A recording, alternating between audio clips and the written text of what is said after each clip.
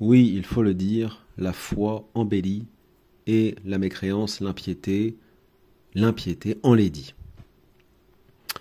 En fait, la laideur de la mécréance, de l'impiété, du shirk, du kufr, touche dans un premier temps le cœur, puis l'âme, le nefs, l'esprit, le ruh, et ensuite effectivement finit par toucher le corps des humains en fait. Parce que quand on a choisi un mode de vie qui est basé sur l'impiété, et quand on n'a plus de règles, quand on n'a plus de limites, quand on n'a jamais connu Allah, quand on n'a jamais pratiqué ce culte que Allah a donné à ses créatures, ne serait-ce que les 5 prières, et quand toute sa vie, on a été dans le haram, sans faire tawbah, sans ressentir de la gêne, sans jamais détester ce qu'on faisait, à un moment donné, ce qu'on a dans le cœur, ce qu'on a dans l'esprit va ressurgir sur le corps. C'est pas forcément des maladies, c'est pas forcément des symptômes, mais le corps devient à l'image du cœur qui est pourri, qui est noirci par l'impiété, par la mécréance.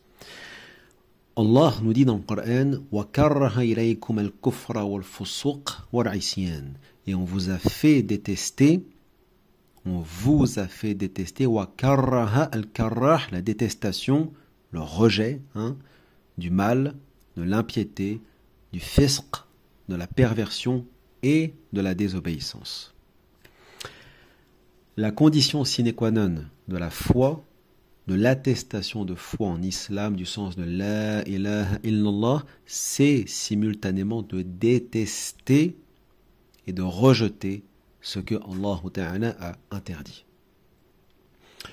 Ou ce qui contredit la foi pure et authentique.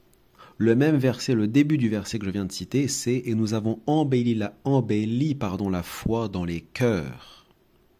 C'est-à-dire que Allah Ta'ala embellit la foi des croyants dans leur cœur, et cette foi pure, intense et ardente les embellit aussi au niveau de leur âme et de leur corps. Celui qui est heureux, ceux qui sont heureux, bienheureux sont les croyants, vont le ressentir dans leur vie, même face aux épreuves, ils vont les prendre à la légère, quel que soit leur niveau, leur degré de foi, alors que ceux qui sont dans l'impiété vont tout prendre mal.